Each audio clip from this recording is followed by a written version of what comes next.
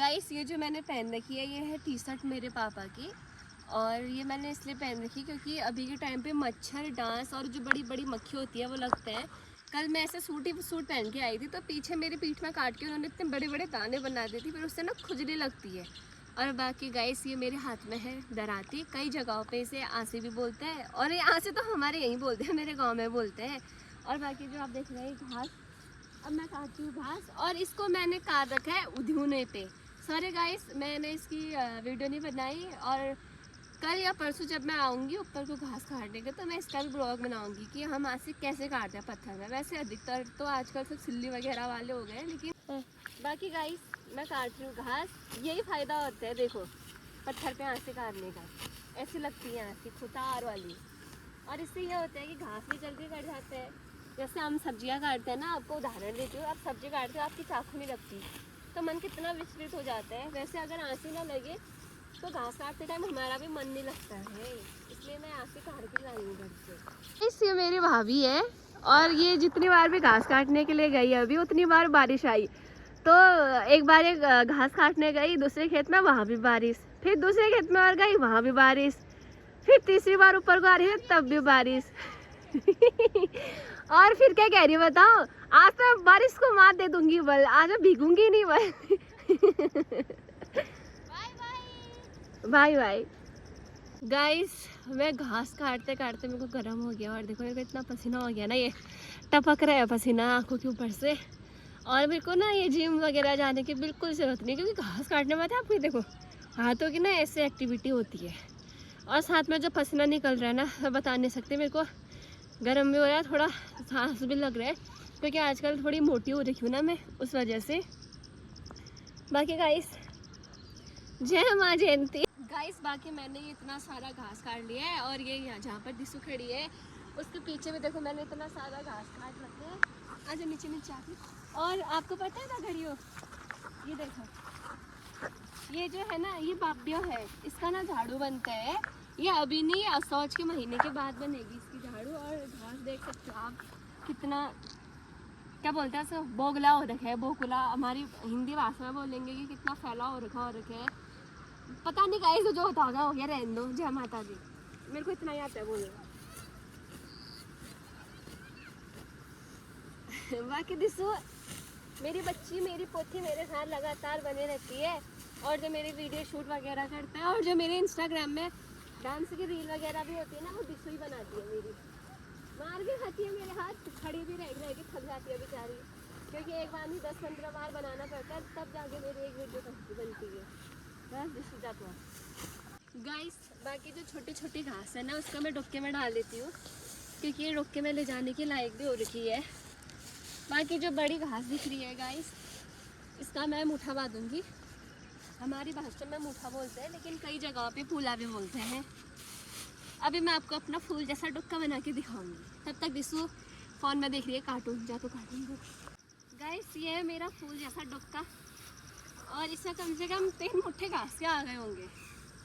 और ये डुक्का बनाना मैंने अपनी मम्मी से सीखा। अभी तो इसमें आएगा और घास थोड़ा पास आ गई। ये देखो गाइस, ये देखा गाइस मौसी और दोबारा घास काटने लग गई। यहाँ पे मौसी ने मौसी लेकर पूरे वो नीचे तक साफ कर दिया, और वहाँ पे भी काटा मौसी ने। और ये मौसी का फूल जैसा डुक्का, और मौसी दोबारा घास काट रही है। गाइस जो ये घास दिख रही है ना, इसका मेरे को मुठा बांधना है। तो इसका ऐसा होता है, देखो इसको ना ऐसे पकड़ना होता है, क्योंकि ये छोटी घास है। बड़ी घास होती तो उतनी दिक्कत नहीं करती। ये देखो फिर ऐसे पिपले में रखना होता है। अब कई जगह तो पिरुला भी बोलते हैं, हमारे यहाँ तो पिपला ही बोलते हैं। ये देखो ऐसे रखना पड़ता है पकड़ के, तब जाके परफेक्ट बैठेगा। देखो मैंने काफी साइड भी काटा घास थोड़ा। गाइस मेरे को डर लगती है कहीं पाँव वहाँ फिसल गया, तो इसलिए मैं ज़्यादा नीचे नहीं गई। जितना मेरे से हो सका मैंने उतना काटा। बाकी देखो ये बराबर रख रखे हैं मैंने।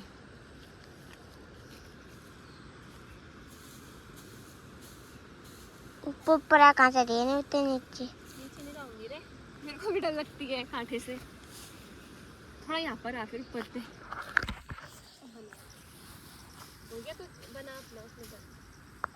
गाइस इंस्टाग्राम पे ना एक भावना डांसर कोलैब करके आईडी है, वैसे तो मैं उनको उतना ज़्यादा नहीं जानती। उन्होंने कहा मेरे को मटकोट भी बुलाया था प्रोग्राम के लिए, वहाँ राम महोत्सव चल रहा था। तनिष राजपूत जी है उनका नाम। तो वो ना इंस्टाग्राम पे मेरी वीडियो डालता है, मेरी दिनचर्या कि मेरा काम कैसे रहता है, मैं कैसे करती हूँ। तो वो ना छोटे छोटे वीडियोस डालते हैं मेरे ब्लॉग में से। वैसे तो मेरे को कभी टाइम मिलता नहीं है कि मैं ऐसे आपको स्पेशली धन्यवाद कह सकूँ, तो मैं अपने ब्लॉग के माध्यम से आपको ना दिल की गहराइयों से धन्यवाद करना चाहती हूँ, क्योंकि आप मेरी दिनचर्या दिखाते हो और लोगों तक पहुँचाते हो। और इतना सपोर्ट करने के लिए, इतना प्यार और आशीर्वाद देने के लिए आपका तहे दिल से आभार।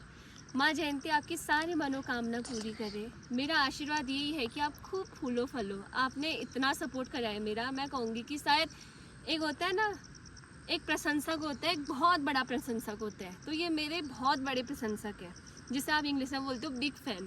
घास बना लिया है पूरा, एक डुक्का एक मुट्ठा मैंने घास बनाया, तो इसी खुशी में गरबा हो जाए। गरबा मेरे को आता नहीं है, मैं दया भाभी गाइस हंसते खेलते माँ का पहाड़ देखते ही मैंने इतना घास बना लिया है। और पता है मैं अपने आप में ना मगन रहने वाली लड़की हूँ। अब आप लोग कहोगे कि सब अपने आप में मगन है, लेकिन मेरा मगन होना थोड़ा अलग है। बताओ कैसे? पहली बात तो मेरे अंदर ना ईर्ष्या है ना द्वेष है, और मेरे को इससे भी फर्क नहीं पड़ता है कि ये चीज़ें हो रही हैं या नहीं हो रही है। और मेरे को ना खुद से काम करना और खुद पे विश्वास रखना, ये मेरी आदत है, बहुत बड़ी आदत है। मेरे पे काबिलियत है तो मैं कर दिखाऊंगी, मेरा ये मानना है। बाकी आपको सामने पे माँ जयंती का पहाड़ दिख रहा है, ये मेरी हिम्मत है, मेरा सहारा है। अगर कल के दिन मेरे पास जीने के लिए भी कुछ नहीं बचता ना, तो मेरा आधार है ये। मंदिर जाने से कुछ नहीं होता, जो मेरे भाव यहाँ भी झलक रहे हैं वो वहाँ भी झलकेंगे। वो नॉर्मल पहाड़ नहीं है मेरे लिए, मेरी जगदम्बा का पहाड़ है, मेरी जगदम्बा का घर है। इसलिए मैं उसे नॉर्मल पहाड़ कह ही नहीं सकती, क्योंकि वो ना मेरी मैया है, वहाँ से मेरे को देखती है, यहाँ से मैं उससे बातें करती हूँ, वो वहाँ से मेरे से बातें करती है। बस यही हम दोनों का प्रेम है। शायद जिसे समझना हर किसी के बस की नहीं है। मैं तो कहूँगी कभी कोई समझेगा भी नहीं कि वो उसका और मेरा है क्या करके।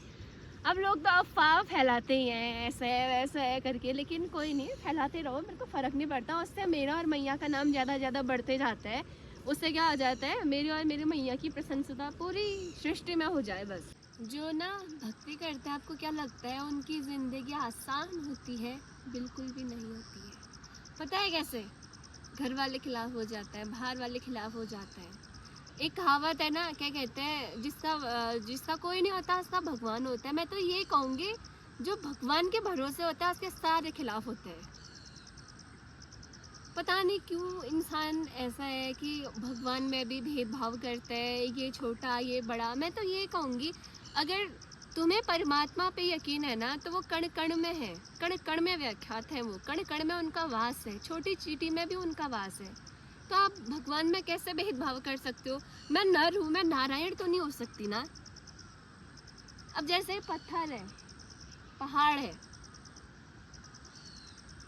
है ना तुम्हारे लिए, लेकिन मैंने माना मेरे लिए तो मेरी मैया है।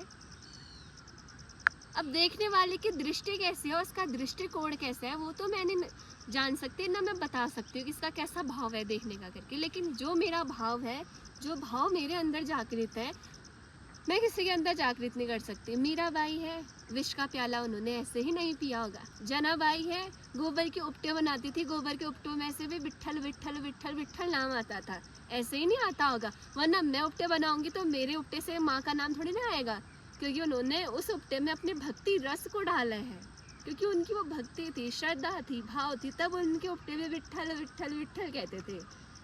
भक्ति करना आसान नहीं है। मैं तो ये कहूँगी कि मेरी भक्ति भी कैसी है, मैं कभी भक्ति को समझ ही नहीं सकती।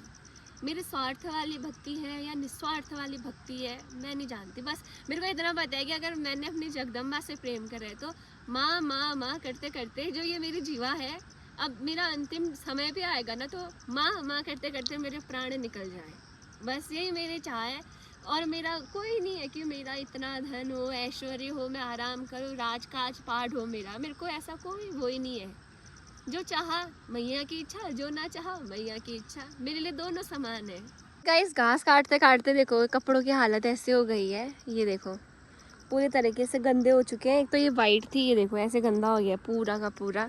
कोई बात नहीं, धुल जाएगा घर जाके। और मौसी घास के साथ मुट्ठा उठा रही है। गाइस ये मैंने उठा लिया अपना डक्का और ये है मेरे घास का मुट्ठा। गाइस भारी हो रखे है थोड़ा बहुत, और ये आप ऐसे देख सकते हो ये है मेरा घास। अगर आपके अंदर हुनर है तो आपको हर चीज़ में अपने लिए एक छोटी सी वीडियो बनाने के लिए कंटेंट मिल जाता है। और इसी के साथ मैं भी करती हूँ अपने ब्लॉग को समाप्त। जय मां जयंती, बाय बाय गाइस।